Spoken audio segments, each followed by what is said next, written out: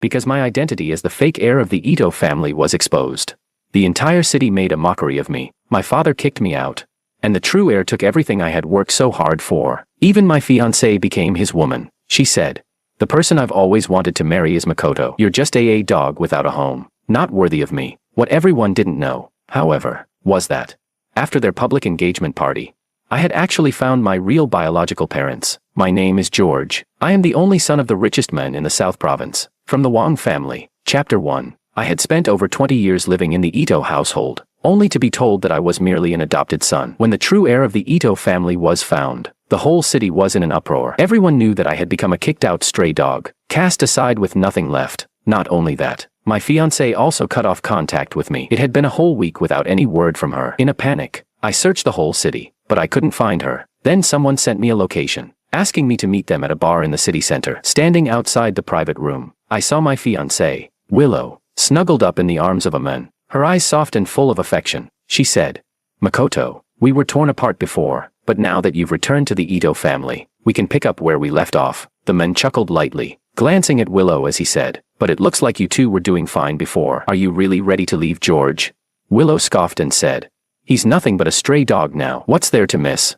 We were meant to be together, but my dad forced me into a marriage. I picked him because I saw how much he was willing to lick my boots. In my heart, no one matters except you." With that, Willow moved closer to Makoto, almost kissing him. The sight tore at my heart. My anger was overshadowed by the overwhelming sense of disappointment. She nestled in Makoto's arms, her tone soft and coaxing as she said, "Makoto, do you still want me?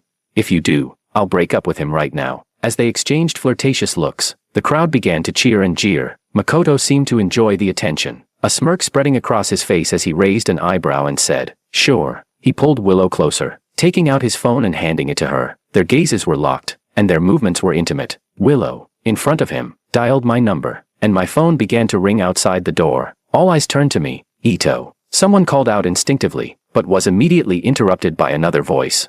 "Don't call him Ito anymore. He's been kicked out of the house." When I walked in, Willow looked flustered and said, "George, when did you arrive?" I felt a bitter sting and replied with cold disappointment, "If I didn't come, how would I know that my fiancé had become someone else's?" Willow's lips parted as if to explain, but in the end, she just gave me a look filled with complexity. Makoto looked at me with a mischievous glint in his eyes and lowered his head to speak to Willow. "Willow, I don't want anyone else in your heart. Do you understand what I mean?"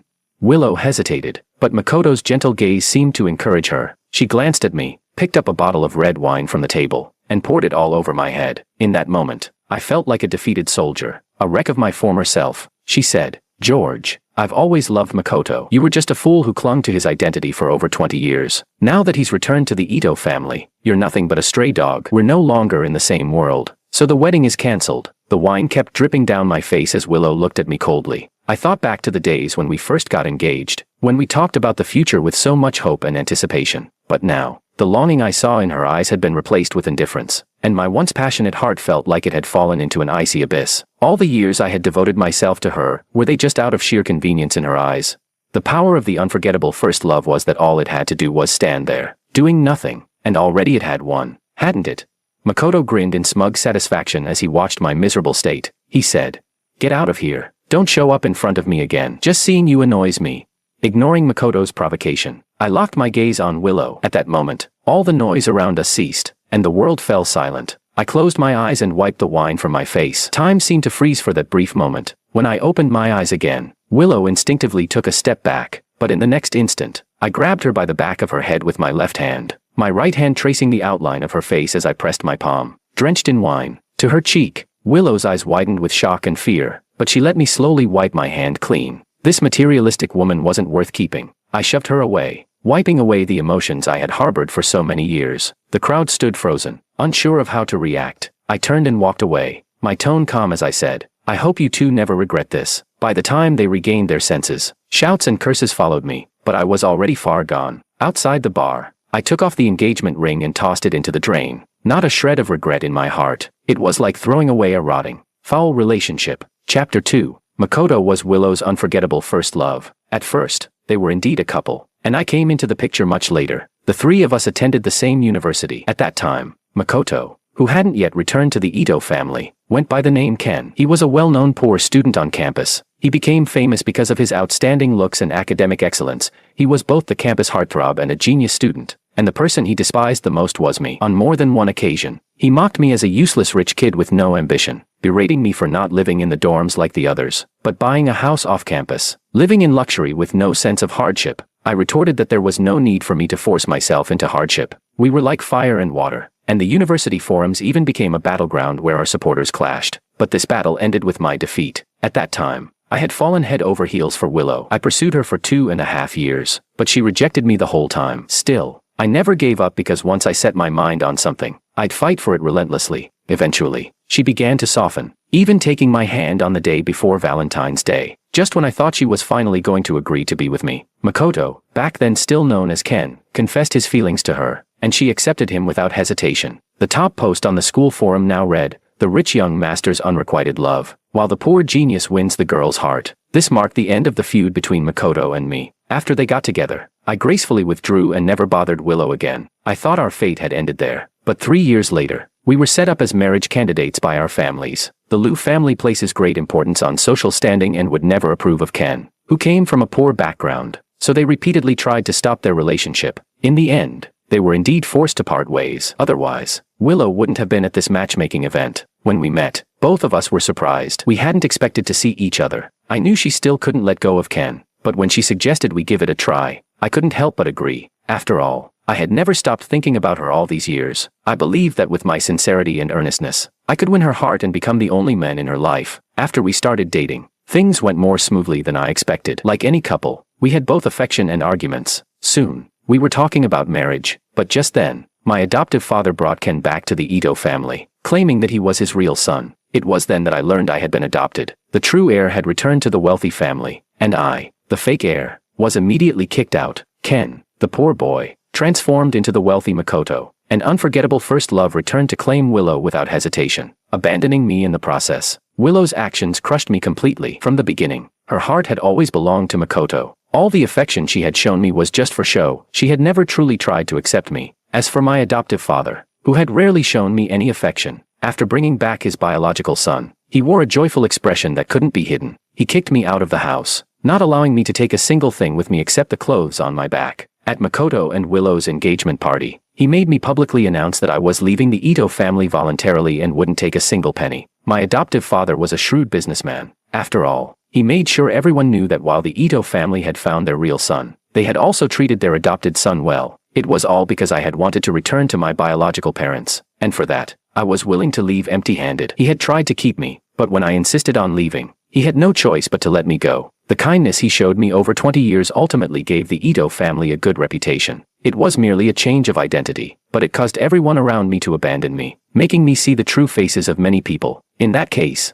I decided to return everything from those 20 years, including the Ito family name. What no one knew was that, after their grand engagement party, I had actually found my real biological parents. My name is George. I am the only son of Wang, the wealthiest family in the South Province. Chapter 3. Before returning to the Wang family, I still had things to take care of. After graduation, while managing the Ito family business, I also worked with my classmates to develop a new patented technology. This patent was originally going to be used for a new product that Ito family was going to launch, and it was the core technology of the entire product. But now, there's no need for that anymore, so we decided to sell it instead. My father fully supported my decision and told me to ask for anything I needed. Once everything was settled, he promised to formally bring me back into the Wang family with great fanfare. Before that, to make up for everything, my father not only gave me tens of billions, but also gifted me several properties worth over $1 billion each. He said these were just meeting gifts and that everything would be mine once I returned to the Wang family. Everything I own now is far more than what I had in the Ito family.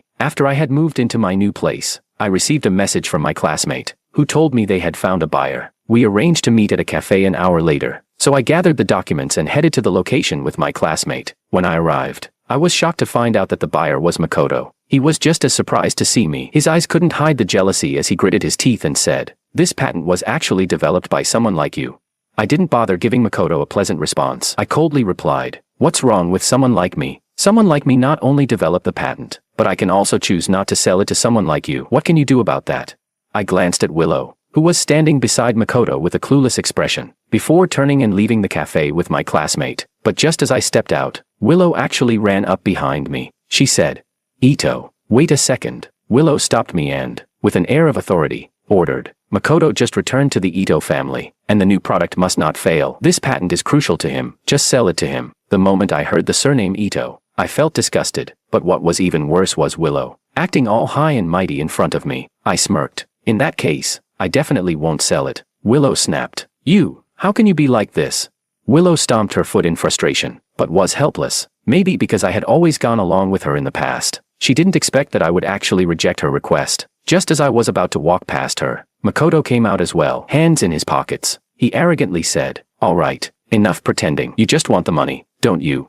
Look, I'm feeling generous. I'll add 5% more to the original price. Just consider it a reward for you." Willow echoed him. "You've hit the jackpot, and you still haven't thanked Makoto." I chuckled. "Thank him. He's the one begging me to sell, but I'm not selling. And not only am I not selling, but I'm really curious to see how Makoto will hold his ground in the Ito family without this patent." Makoto, who had been full of pride just moments ago, suddenly went pale with rage. He gritted his teeth and spat. "You really think you're special? Huh? You're just a stray dog now, and you're still being so stubborn." Willow looked at me with disdain, her voice dripping with sarcasm as she said, "I know you've lost everything, and you're upset, but there's no need to punish yourself like this, right? Makoto's willing to buy your patent is already giving you face. If you're not in a hurry to sell, why even show up here?" I gave them both a disgusted look and sneered. "A lose-lose is better than a one-sided win. If you two aren't happy, then that's my satisfaction. The reason I'm here is to sell this patent to a company that can take your cake. But if I'd known it was you two, I wouldn't have wasted my time coming here." Chapter 4. After getting into the car, my classmate quickly apologized. Damn it, when they contacted me, they used a fake name. If I had known it was them, I would have never agreed. My classmate and I have a good relationship. Even after I was kicked out of the Ito family, he still stood by my side. I waved my hand dismissively. "It's fine. Don't take it to heart." Just as we were chatting, I received a message from Makoto. He said, "You're just a dog that got thrown out, and you still dare to bark in front of me. I hope you can keep up this bravado. Don't come crying to me later when you beg me to buy your worthless patent." Reading his arrogant message, I couldn't help but think, is this what it means to be a nouveau riche? He's been manipulated, yet all he can do is spew threats. When he was still a poor boy, he never dared to speak so arrogantly to others. My classmate saw the message and couldn't help but laugh, saying, "This guy got more confident after returning to the Ito family. It's hard to believe he's the same person." But soon after, I received a call from my adoptive father. He said, "Give your patent to Makoto." He said it so matter-of-factly, as though I was born to serve the Ito family. I replied indifferently, "What if I don't?" There was a moment of silence on the other end. Then he growled, "Don't forget, I gave you more than 20 years of a luxurious life. You really have no conscience, do you?"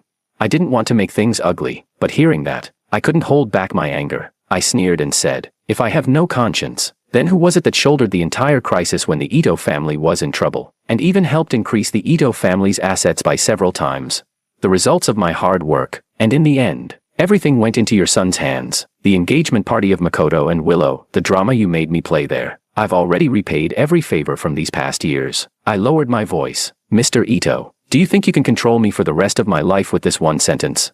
Moral blackmail won't work on me. If necessary, I can throw morality out the window." On the other end, he sighed helplessly, and his tone softened. "George, I've been your father for more than 20 years. Can you do me a favor?" When he wanted my help, suddenly he wanted to appeal to emotion. But when he kicked me out of the Ito family, there wasn't an ounce of softness. I sneered. "For more than 20 years, you never once fulfilled the role of a father. Also, have you forgotten? The day you kicked me out of the Ito family, you didn't even leave me a single penny. Now you're using the emotional appeal." I paused and added, "By the way, I now go by Wong, and my name is George." With that, I hung up the phone and blocked all contact with the Ito family and Willow. Makoto's confidence came from the Ito family. He thought that if his father came to beg me, I would hand over the patent out of gratitude for all they had done. Unfortunately, I'm not the soft-hearted type. More importantly, I no longer owe the Ito family anything. After dropping my classmate off at his place, I drove back to my villa. This villa is far more luxurious than the Ito family's, but just as I finished a hot shower and was about to get some rest, I received a message from my classmate, telling me that I was being maliciously slandered online. I quickly opened my phone, and sure enough, Willow had posted an article on her account with over 1 million followers, defaming me.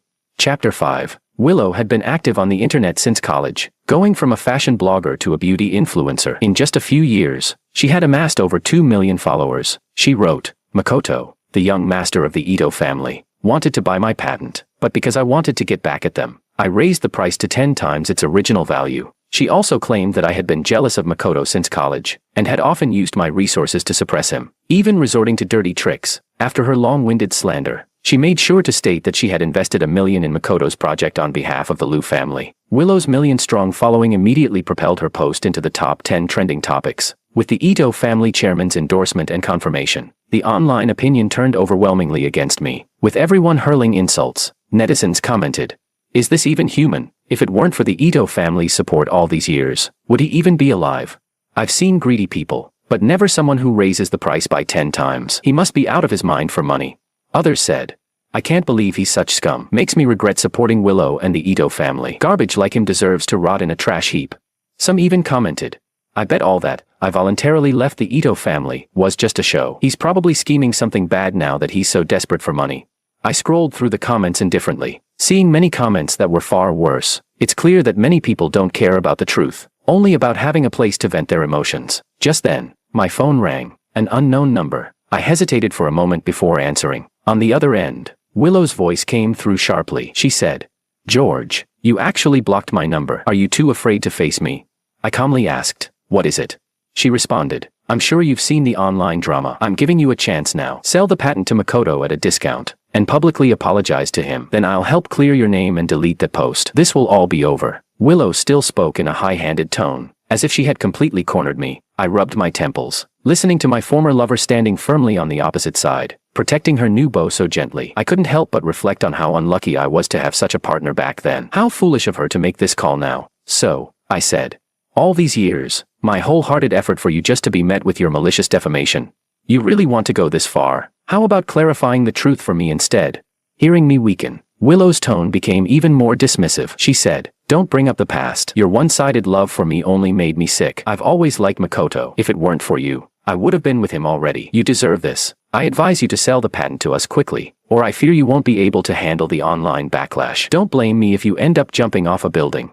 I smirked. Some people just can't be reasoned with. That was the end of it. There was nothing more to say. I deliberately provoked her, saying, "You think you can keep trending for a day? Do you think you can stay on the trending list forever? After a few days, who will even remember these lies? I'm not responding, and the situation will blow over. I'm not selling. So what are you going to do about it?"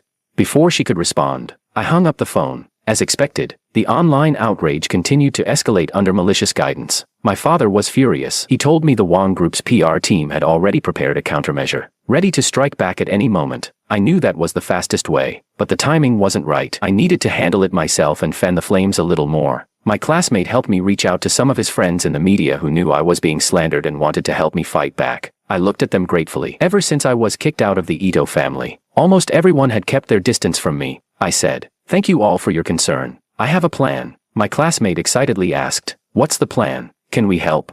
I chuckled softly and said, "I have recordings of that conversation and the phone call. True to form, you've already recorded it. Play the recordings now, and my friends can help you fight a perfect counterattack."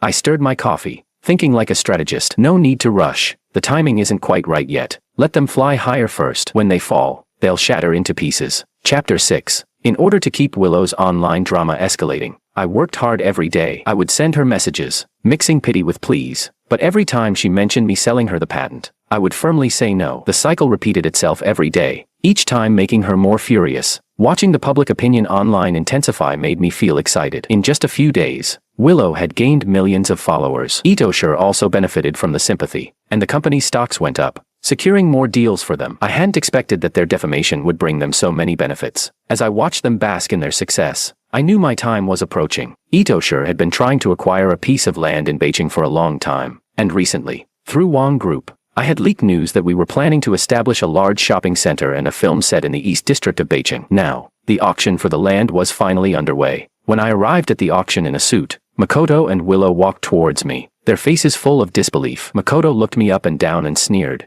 "Not bad. You dress like you're someone important, but this place isn't for just anyone. You'd better leave before the security kicks you out." I couldn't help but laugh. If someone like you can get in, it seems the security here isn't up to par. Huh. Makoto, red with anger, was about to respond, but I had already turned and headed to my seat. As if in a fit of spite, Makoto sat down next to me. He leaned in and, in a mocking tone, whispered, "Hey, useless. I didn't think you'd still be alive after getting kicked out, but here you are, at the auction. You're probably just here to sell your broken patent. Huh. Guess you regret being so arrogant back then." don't you?" He kept muttering insults in my ear, but I paid him no attention. Maybe because he was so frustrated. He bid 1 billion as soon as the auction began. His bold move caught everyone's attention. Maybe he thought such a number would scare me into backing down. He turned to me with a smug grin, but I ignored him and quietly raised my paddle to bid 1 million more. The auction had a rule that required a minimum increase of 1 million for each bid. Makoto hesitated for a moment, then, unwilling to lose face, bid 10 million more. But no matter how much he bid, I would always raise my offer by 1 million.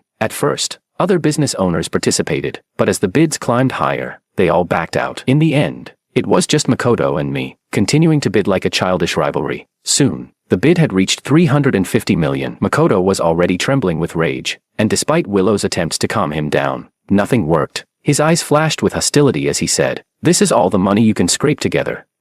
Selling your patent, but you're still trying to compete with me over this land. You think you can develop it with no money? Who do you think you are, trying to compete with me for this?" Makoto raised his paddle and yelled, 10 billion. The room fell silent. Whispers spread among the crowd. Despite his boastful offer, I knew exactly what was going on. Itoshire had set a limit of 4 billion for buying land, so I had no intention of continuing to bid. But unexpectedly, Makoto had gone beyond that limit himself. Without me even pushing him, he jumped straight into the trap. He and Willow were a perfect pair. Both of them were clueless. The auctioneer's gavel came down, signaling the end of the auction. Makoto, full of himself, looked around like the center of attention, as if he were the winner. But I smiled subtly. I knew the real winner was yet to come. Chapter 7. As soon as the auction ended, I sent out a long post as my counterattack. In it, I explained my relationship with Willow and Makoto, and I published all the recordings of our conversations, including the ones where my adoptive father told me to leave Itoshire's house and gave me no money, showing that it was all part of their scheme to take everything from me. Thanks to the help of my friends in the media and the public relations team at Wong, the post quickly went viral. In less than half an hour, public opinion had completely flipped. With undeniable evidence,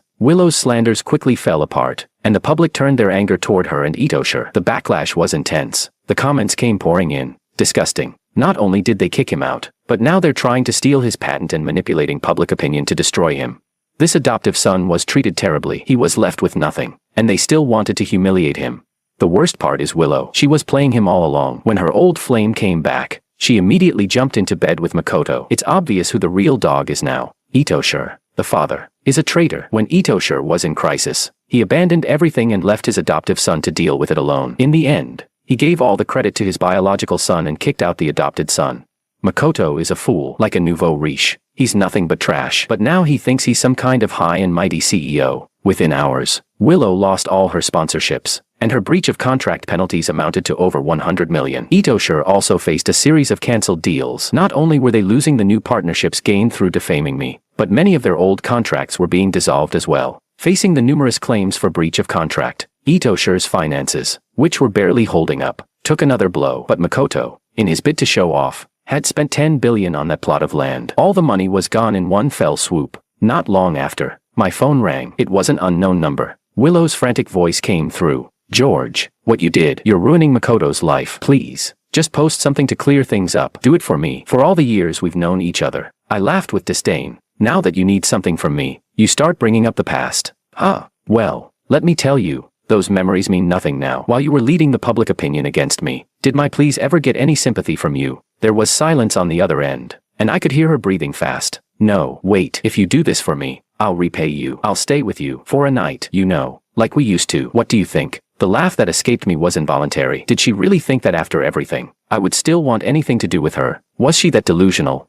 You really don't get it, do you? You're so cheap and have no dignity. You actually repulse me. Get lost. I hung up the phone without waiting for a response and blocked her number. No sooner had I done so than the phone rang again. Chapter 8. George, you're out of your mind. My adoptive father's frantic voice came through the phone. Clarify everything online immediately. Itoshire's stocks are plummeting, and you need to find a way to cover those penalties. The audacity. I chuckled. What does that have to do with me? He nearly yelled back. This is all your mess. If you don't take responsibility, who will? Don't forget, I raised you for over 20 years, I replied. This is the same old story. I've repaid my debts to you, and moral blackmail doesn't work on me. My adoptive father coughed several times, and his tone softened a little. So you're just going to watch Itoshire fall? Have you forgotten how much you worked for Itoshire? I fell silent for a moment, then smirked. My hard work was just to be used as someone else's bargaining chip. Besides, I've already stopped using the Ito surname. Whether Itoshire rises or falls is none of my concern. He started threatening me. Fine. You won't listen to reason, right? Even though I'm in crisis now, I could still easily destroy you. Just wait. Oh, I responded indifferently and hung up the phone. I couldn't believe how they just kept exposing themselves, one fool after another. I immediately uploaded the recording online and reported the matter to the police. It didn't take long for the police to question him, and the online backlash was even worse. Itoshir, already on the edge, was now on the verge of collapsing. From then on, I blocked all unfamiliar numbers. I didn't need to guess who was calling. Later, I received a text message claiming to be from Makoto, asking to meet. Curious about what kind of game he was trying to play, I agreed to meet, in a quiet tea house on the outskirts. I met Makoto. His face was haggard, and he looked 10 years older than before. No wonder he chose such a secluded place. He was now a public enemy, hated by everyone. He said, "You must have known that land couldn't be developed in the short term. Now you can't even flip it for a profit. George, do you really have to be so ruthless? Ito's family raised you for 20 years, and this is how you repay us." Makoto glared at me with clenched fists on the table. I remained unfazed, casually replying with a smile, "You probably don't know. Even if the land could be developed, you still wouldn't be able to flip it, because the information I gave you about the shopping center and film set was all fake." Makoto stood up, furious, as if he was going to take a swing at me. I laughed. "What? Are you angry?" I waved my hand downwards and said, "I know you're frustrated, but hold on. Why can't you stay calm for once? What's your plan here? Trying to solve things with violence? Let's talk business." Hearing this, he took a deep breath and sat back down. Makoto gritted his teeth and said, "I'm giving you an offer you can't refuse. 10 billion, and I'll give Willow to you. How about it?" "What?" I almost couldn't believe my ears. He continued, "I lost. So Willow is completely yours. I just want 10 billion. Makoto seemed to think he had me cornered, a gleam of triumph in his eyes. 10 billion for your most beloved woman. Not a bad deal, right? I stared at him as if he were a fool. Where did he get the nerve to say such disgusting things? But I still asked, "Aren't you in love with Willow?" Makoto burst out laughing, as though I had told the funniest joke. "In love with her? I'm just using her. If I hadn't seen you always chasing after her, I wouldn't even have bothered looking at this pampered rich girl. I confessed to her just to show you rich second-generation heirs that you can never beat me if you just look at ability. Later, I thought I could use her to cross classes, but her old man came to me and begged me to break up with her. I demanded 5 million before I agreed to leave that stupid woman, Willow. When I returned to Itoshir, she was the one chasing me, telling me she was waiting for me. She thought I felt the same, but I'd already gone through how many women by then. I agreed to marry her because she's the only daughter of the Liu family. Once I inherit her property, I'll have it made." When Itoshir got into trouble, I tried to get money from her, but her father refused. So, I had to make a deal with you. How about it? 10 billion, and I'll deliver her to you right away. Chapter 9. After hearing his words, I was dumbfounded. I stood up and said, "Sorry, I have to leave." Just as I was about to walk away, Makoto quickly called out, "What do you mean?" I replied,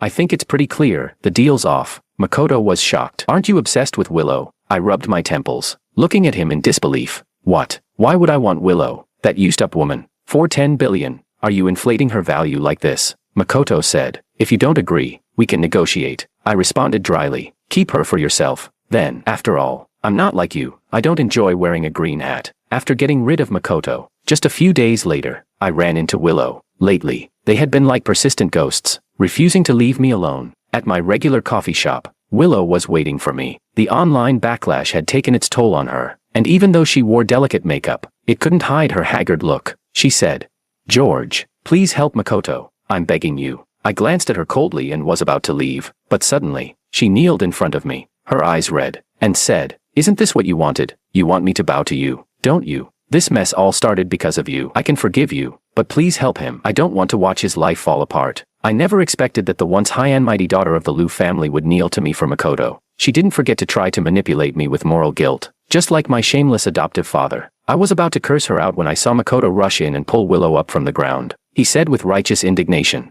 "Willow, don't kneel to this kind of person. Even if I can't make it, as long as I have you, my life will still be worth it." Willow was moved to tears by his words, gazing at him for a long time, as if making a decision. She then said resolutely, "Makoto, I've decided to sell my grandfather's car, house, and company shares to pay your penalties." Makoto was also moved to tears, pulling Willow into a tight hug. I knew why Makoto was suddenly acting so noble and affectionate. Willow's grandfather had died, and now he was after her inheritance. He said, "Willow, I will never forget your kindness. You are the priceless treasure in my heart." But before he could finish his sentence, I played the recording from that day. 10 billion, and Willow is yours. Their expressions changed drastically, especially Makoto, whose face turned as dark as the bottom of a pot. Makoto furrowed his brows and asked, "How do you have that recording?" I replied dryly, "Makoto, when will you learn? How many times have you all fallen for recordings? You don't deserve a new trick from me." I waved the recorder in my hand. "I'm recording right now, you know." Makoto gritted his teeth and hissed,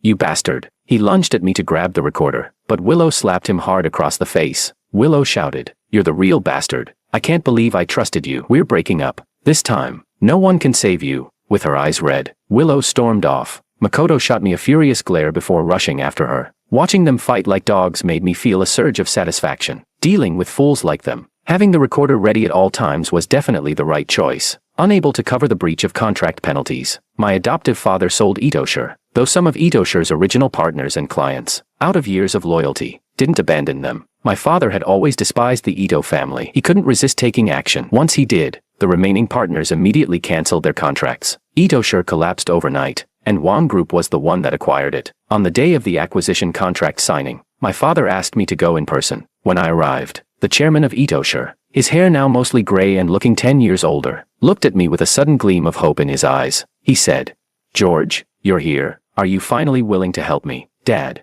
I calmly sat in the chairman's seat and said, "I think I should remind you, Ito, that my last name is Wang. George Wang. I'm here representing Wang Group to sign the contract." He was stunned. You're the heir of Wang Groups. Chapter 10. He asked despondently.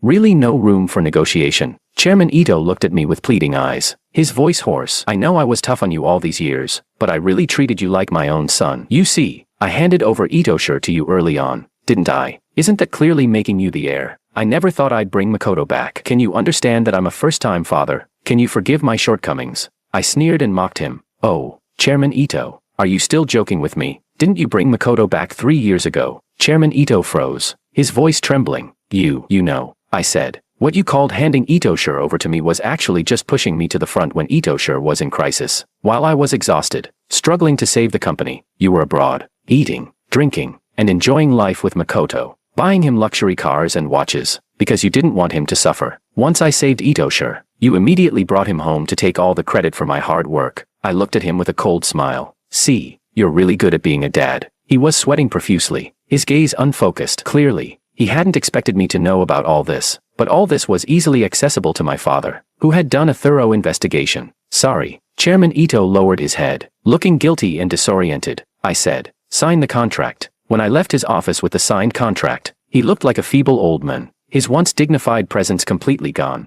After getting rid of everything related to the Ito family, I felt a long-lost sense of relief. I was about to pack for a trip to clear my mind when I saw Willow lurking around. Somehow, she had found out where I was living and came to look for me. When she saw me coming out, she hurriedly rushed up to me, her eyes red. "George, I was blind before. I misjudged people, and I didn't cherish someone as good as you. I've just realized that you're the one who loves me the most. Can you give me another chance?" She quickly raised her hand to show me the engagement ring I had given her. She said, "Look, I've found our engagement ring. I've already divorced Makoto. Let's get back together." I looked at her coldly and said, "Miss Liu, you're being delusional. What makes you think I would want you again?" She froze for a moment, her voice choked with tears. "George, I know I made mistakes, but I've completely changed. How can you just let go of all these years of love so easily?" I sneered. "You think I'm letting go so easily? Let me ask you, what mistakes have you made? How have you changed? Getting a divorce and wearing a broken engagement ring doesn't count as change. You've changed so easily, haven't you, Miss Liu? You didn't realize your mistake. You just realized that the Liu family is about to collapse and you're going to end up a stray dog." I didn't believe a word of Willow's, and I was sure she was here now because the Liu group was on the brink of bankruptcy. I looked at her coldly and continued, "Willow, you're just a stray dog now. We're no longer from the same world. Don't show up in front of me again. Just the sight of you disgusts me." She choked back a sob. "Please, don't be so cruel to me. George, you can't be like this. You still love me, don't you?" Willow screamed desperately, but I turned and got into my car, signaling the bodyguard to drive her away. During my trip, I heard about their recent circumstances. In order to maintain the Liu Group's current state, Chairman Liu had to marry Willow off to another businessman, a man nearly 50 years old. As for Itoshire's father and son, after paying off the penalties, they declared bankruptcy and moved into the city's slums, the very place they had once looked down on. Lazy Makoto spent his days at home, muttering to himself like a fool. His father, desperate for work at his old age, finally had to swallow his pride and took a job as a security guard, earning less than 2,800 a month. From luxury to poverty, it was a bitter pill for the father and son, accustomed to the high life, but all this was their own doing. and I had no emotional reaction to it. After returning from my trip, I joined Wangsher Group and slowly began taking over the company. In my free time, I traveled the world with my parents, enjoying life and living happily.